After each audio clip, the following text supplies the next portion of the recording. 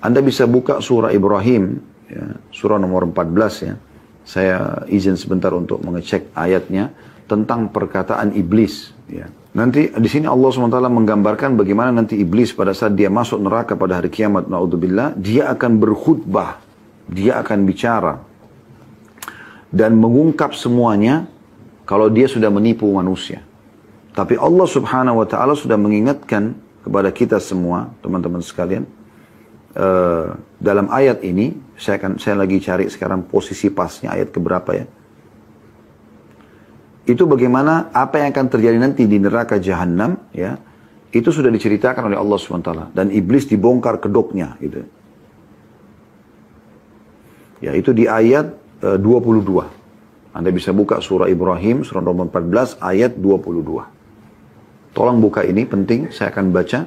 Sekali lagi surah Ibrahim, surah nomor 14, ayat 22.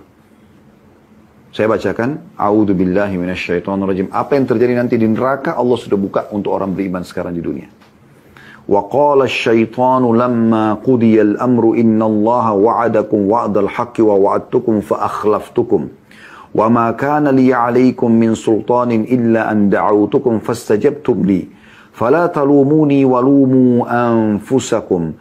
Ma ana bimusrikhikum wa ma antum bimusrikhi. Inni kafartu bima asyraktumuni min qabl, innal zalimina lahum adzabun alim.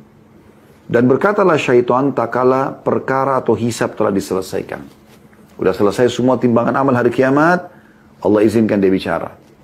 Tapi kita tidak harus tunggu itu terjadi nanti hari kiamat. Allah sudah sampaikan ke telinga Bapak Ibu pada siang hari ini, baik live ataupun nanti teman-teman yang ikuti ya siaran ulangnya. Perhatikan, Allah sudah buka kepada kita di sini sekarang supaya jangan tertipu. Apa yang iblis bilang nanti pada hari kiamat? Sesungguhnya Allah telah menjanjikan kepadamu janji yang benar. Salatlah, puasalah, jujurlah, tanggung jawablah, bakti sama orang tua lah. Ya, jauhilah zina, nipu, bohong, riba, segala macam. Allah berikan janji baik kepada orang yang taat, mengerjakan amal saleh dan memberikan ancaman pada orang yang durhaka. Allah sudah janji itu. Dan aku pun telah menjanjikan kepadamu. Ya, tapi aku menyalahinya. Dia mengatakan, udahlah, nggak usah sholat nanti aja. Nggak usah bantu orang itu.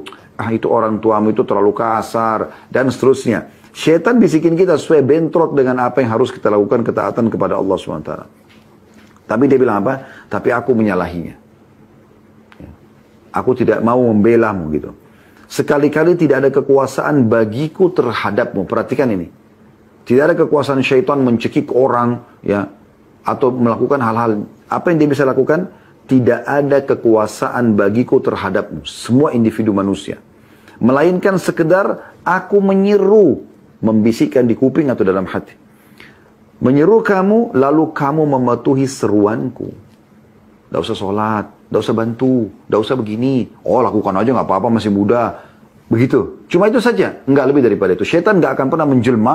Jadi wujud dia yang asli. Tarik tangan kita. Kau harus berzina. Kalau enggak, saya akan bunuh kamu. Kau harus mabuk. Kalau enggak, saya akan bunuh. Tidak akan pernah terjadi. Ya. Oleh sebab itu, ini syaitan bilang. Iblis mengatakan di neraka. Ya.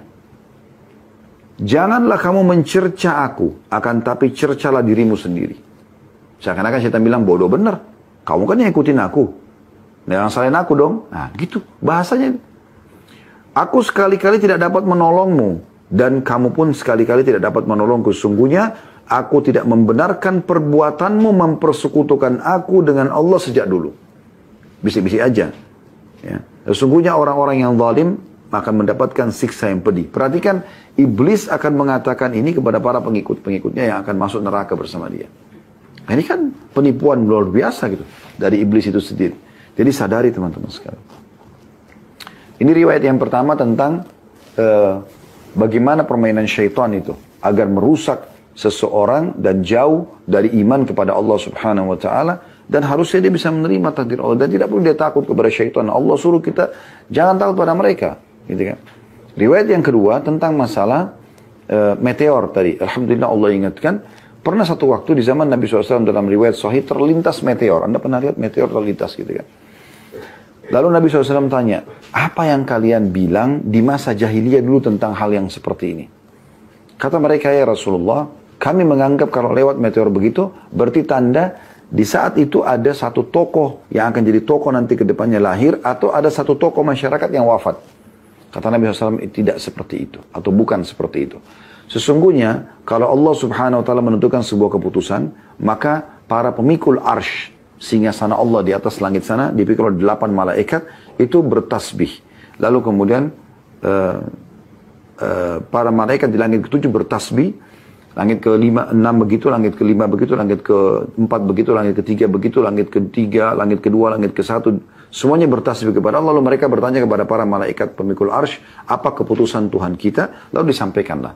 Nah, pada saat itu kata Nabi SAW, para syaitan-syaitan ini bersusun-susun, dan Nabi berikan gambaran dengan tangan beliau seperti ini, ya, sampai ke langit untuk mencuri informasi itu, untuk mencuri informasi itu. Nah, di situ Allah siapkan para malaikat yang memegang panah-panah api dari bintang-bintang.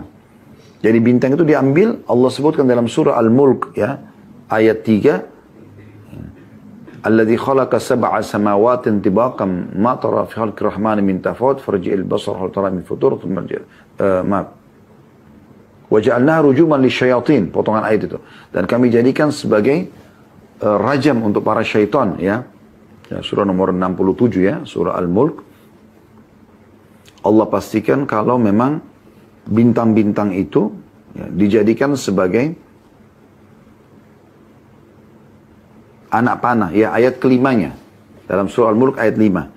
وَلَقَدْ زَيَّنَّا السَّمَاءَ الدُّنْيَا بِمَصَابِيهَا وَجَعَلْنَاهَا رُجُومًا لِلشَّيَاطِينِ وَأَعْتَدْنَا لَهُمْ عَذَابَ السَّعِيرِ. Sesungguhnya kami telah menghiasi langit-langit yang dekat, maksudnya dekat dengan bumi, Anda bisa lihat, kita bisa lihat semuanya, dengan bintang-bintang. Dan kami jadikan bintang-bintang itu alat-alat pelempar syaitan. Perhatikan.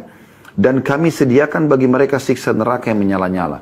Jadi Nabi SAW mengatakan, meteor itu adalah bintang-bintang yang dijadikan sebagai panah-panah api untuk memanah syaitan-syaitan tersebut. Banyak di antara mereka yang mati terbakar, tapi ada di antara mereka yang lolos.